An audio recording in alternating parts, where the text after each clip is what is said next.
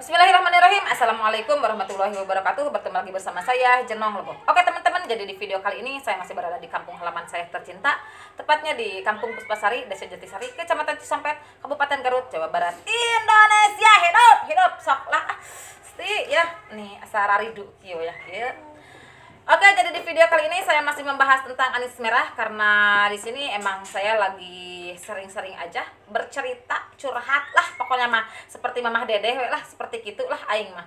Jadi di sini saya mau bercerita tentang takaran extra fooding yang pas untuk anis merah yang dangkal birahi maupun yang dalam birahi. Bagaimana caranya, rawatannya, hariannya supaya dia itu mau gacor, buka paruh, bunyi teler lah, tewaka teler. Gacor dulu aja, bunyi dulu aja ya, seperti itu, mau buka paruh aja dulu ya. Dan di habitat aslinya mah kalau burung yang tidak punya kasus genetik bisu ya, itu burung semuanya berkicau ya. Ada dong burung yang bisu atau ya tidak tahu, dah aing malain tukang sensus. Sebentar.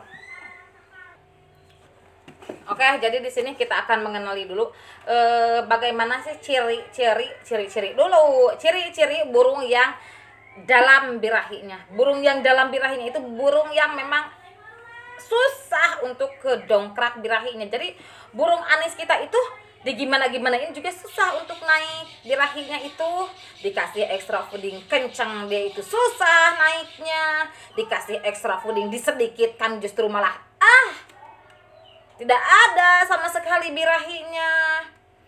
Terus bagaimana itu caranya? Jadi ciri-ciri burung yang dalam birahinya itu biasanya dia itu lebih kuat dijemur.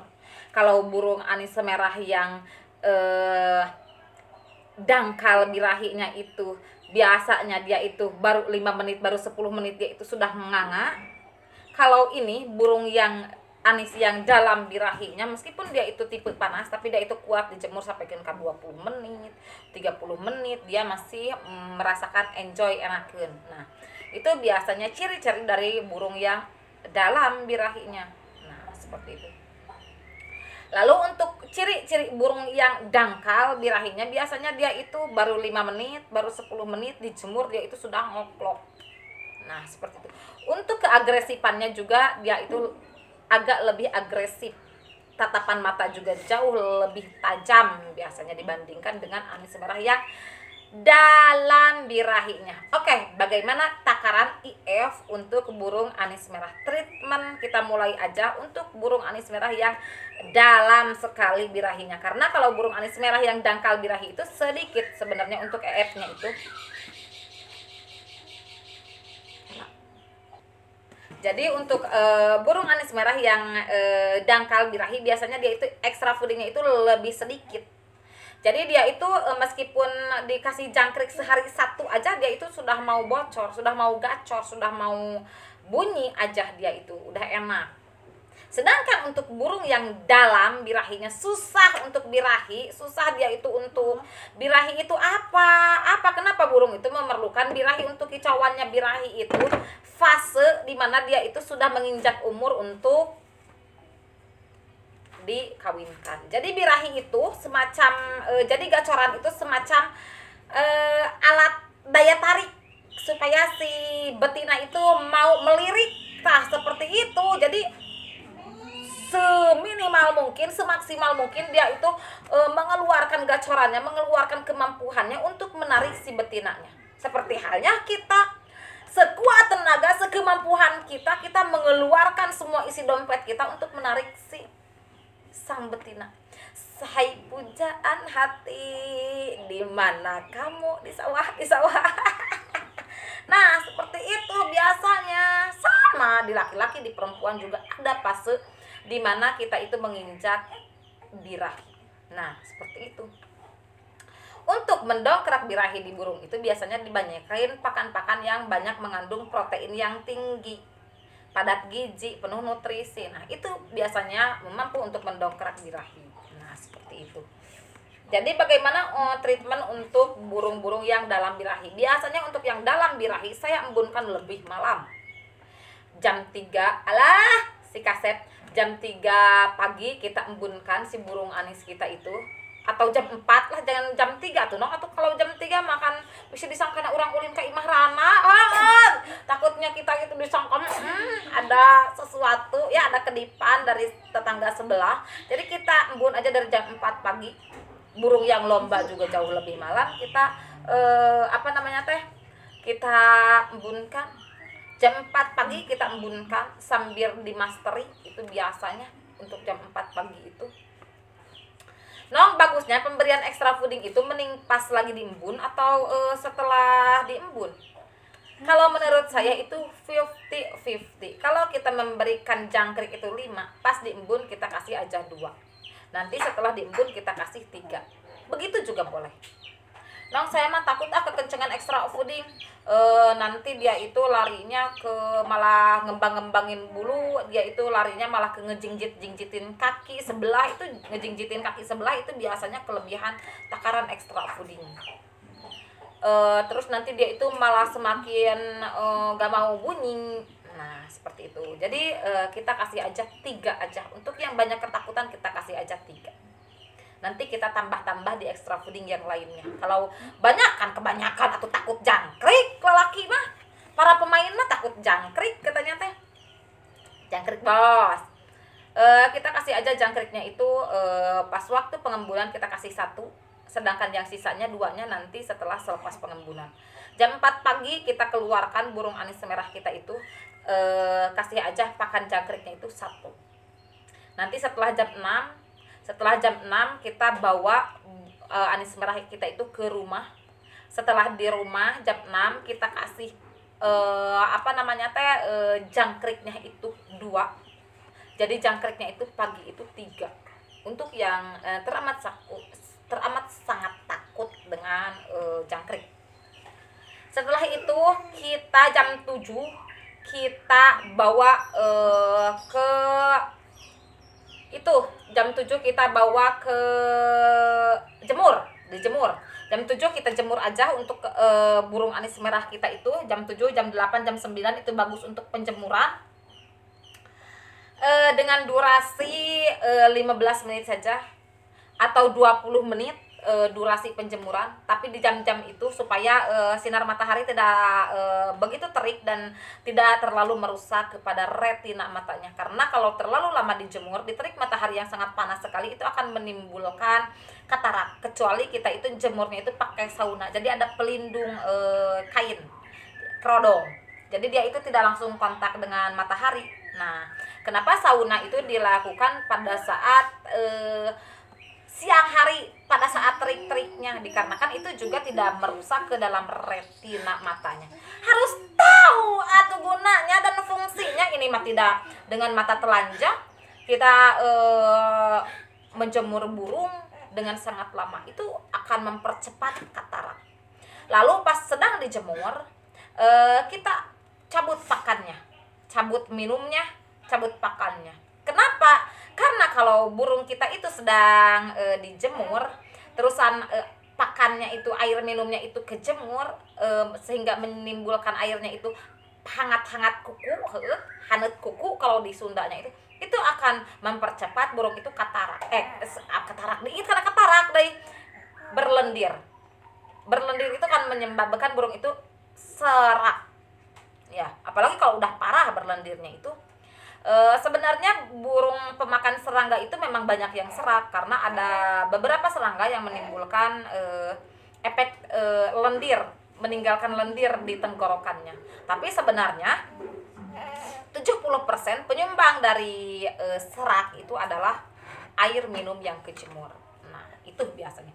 Dan juga 50% aja penyumbang dari katarak adalah penjemuran yang salah. Nah, itu saya dikasih tahu ya sedikit, semoga saja bermanfaat. Jangan coba-coba menyamakan settingan saya dengan settingan tetangga sebelah. Aduh, mana mungkin selimut tetangga hangat di tubuhku. Anjir, mungkin saja kalau ada kedipan dari sebelumnya mah.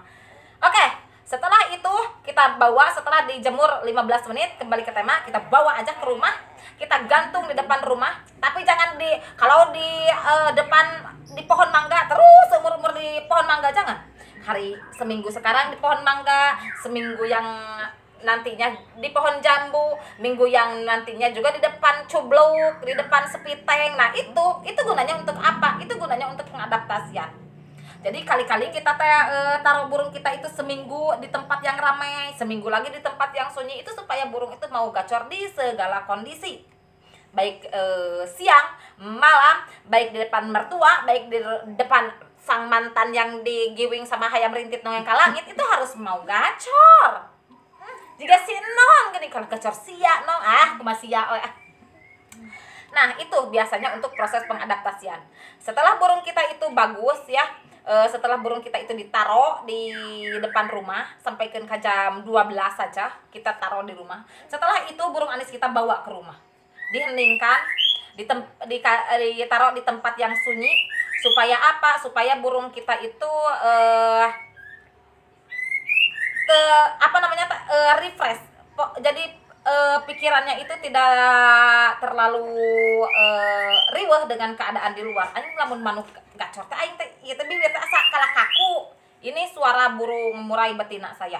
Nah, itu suara burung murai betina juga enak sebenarnya mah. Kamu kok murai tapi konten di anis. Di sini dulu banyak sekali anis merah. Banyak sekali di kebun.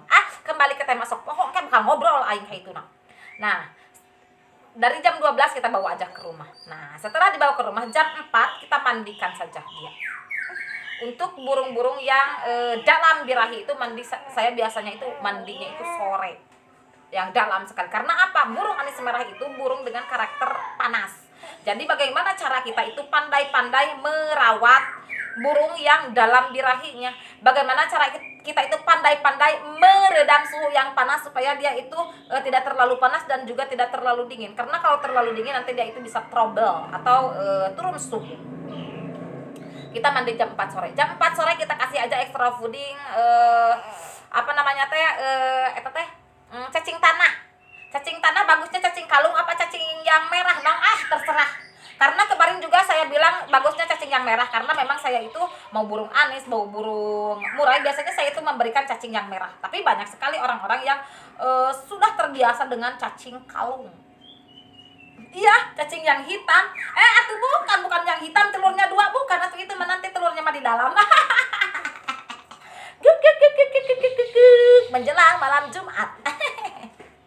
Itu biasanya yang saya lakukan. Lalu untuk pembersihan kandang ini wajib diperhatikan. Karena apa? Karena burung anis merah itu banyak yang macet bunyi.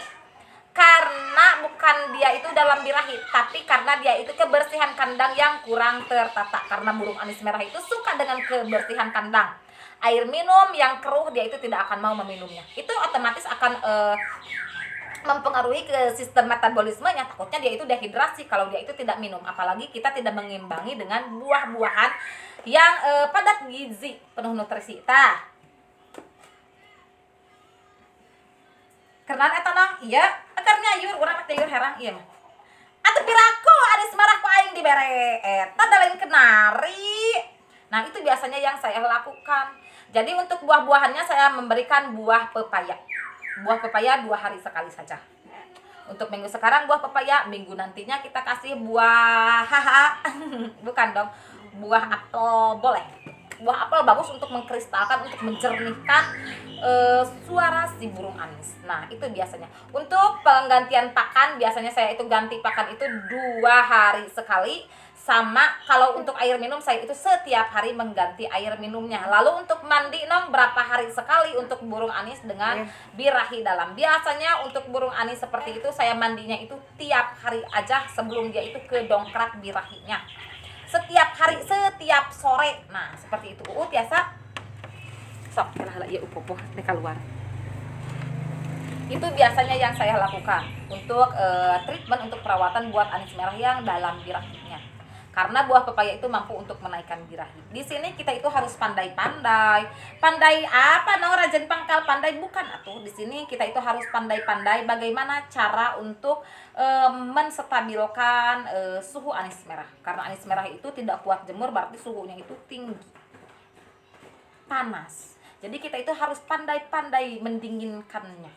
Supaya dia itu enak, stabil suhu di dalam tubuhnya. Karena kalau hormon di dalam tubuhnya itu, suhu di dalam tubuhnya itu stabil, otomatis dia itu akan enak gacor. Ciri-ciri burung anis merah yang stabil itu bulunya itu lebih glowing, lebih padat, lebih rapat, tatapan mata lebih tajam, dan juga dia itu mau gacor sampai ke teler. Nah itu treatment untuk yang dangkal birahi, dalam birahi, jero birahinya dalam. Aing hese ngomong bahasa Sunda teh, maaf, bahasa Indonesia teh, maaf kalau ada salah-salah sedikit mah jangan suka dimarahin sih nong teh. Itu untuk rawatan burung anis yang dalam birahinya, sangat susah didongkrak birahinya. Berbeda halnya dengan burung yang syah lo bahaya, yang deet, yang dangkal birahinya, dikasih ekstra puding jangkrik sedikit juga mau. Nah, untuk pemberian IF, takaran IF yang pasnya itu pagi-pagi kita kasih jangkriknya itu 3. Setelah itu dikasih cacing tanah 1 minggu 4 kali saja. Dan untuk pemberian kroto 1 minggu 3 kali dengan takaran 1 sendok makan saja. 1 minggu 3 kali untuk pemberian kroto. Sedangkan untuk pemberian cacing tanah tergantung ukuran. Kalau besar kasih 1, kalau kecil sedang-sedang kita kasih 2 saja. Untuk treatment dari pagi-pagi kita embunkan saja lebih dalam jam 4 subuh aja. Untuk penjemuran 15 menit aja, penjemuran setiap hari saja. Oke, segitu dulu konten dari Jenong Logok untuk saat ini. Mohon maaf bila ada kesalahan, mohon maaf juga bila ada kekurangan. Wabillahi taufiq wal hidayah. Wassalamualaikum warahmatullahi wabarakatuh.